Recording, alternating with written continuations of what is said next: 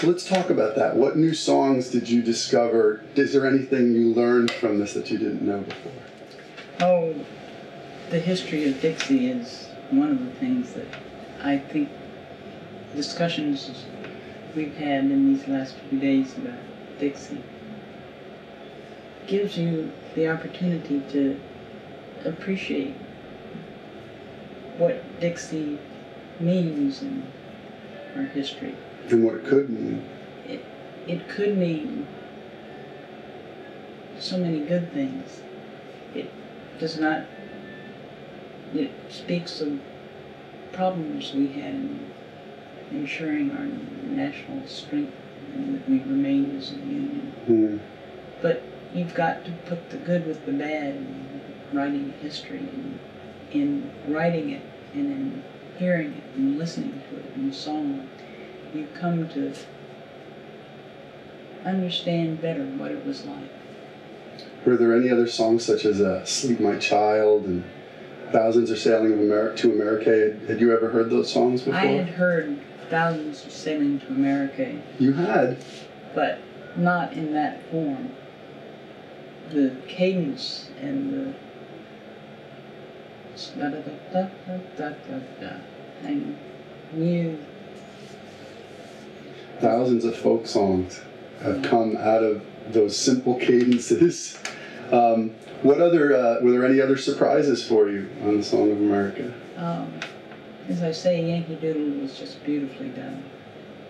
That was, it's like the notes melted in your mouth.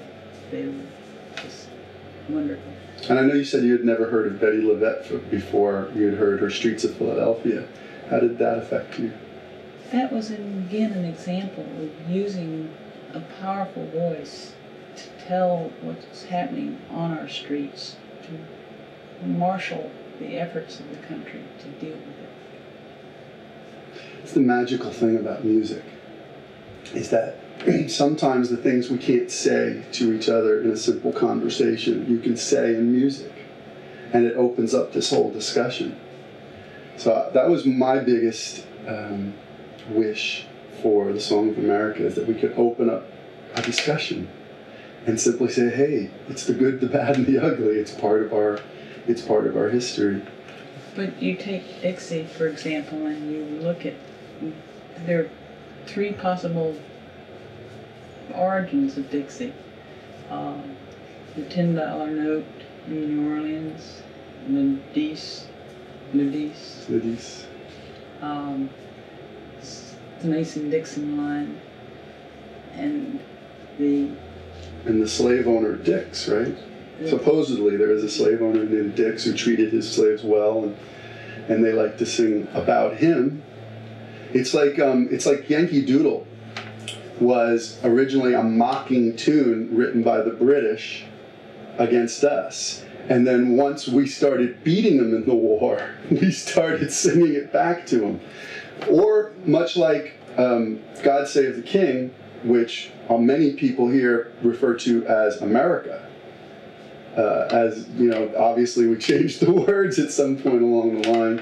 And a lot of these songs go back to Scottish and English folk songs from the Isles. Did you hear any of that in did some of these songs remind you of other songs that you went, wait a minute, doesn't that sound like something I heard? I had always, in school, I had been interested with the fact that there was My Country, 'Tis of Thee, and America the Beautiful. And I was always interested in just what the difference was between the three. I really didn't know. I'm sure I had heard God Save, the phrase God Save the King in relation to music, but I don't know if I knew that God Save the King, My Country, 'Tis of Thee, and America were all the same song, basically. So that fascinated me as I came across. There was a couple of surprises for me, too, on this record.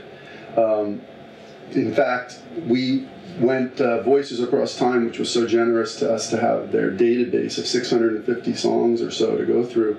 There were songs that we went outside of that we felt that didn't complete it, like Schlaf mein Kind, Sleep My Child, was an immigrant lullaby sung to a child on the belly of a ship. You know, don't worry, we'll be in America soon and we'll meet Daddy. And it brings a tear to your eye sometimes, because I know your dad came over from Denmark, and my grandfather came over from Norway, and I was thinking this morning, it really brought a tear to my eye. What were they thinking when they're waving their families goodbye as the ship pulls out, going to this mythical place that at that time, there's not TV and fax machines and the internet to find out, it was probably just this mythical land, America.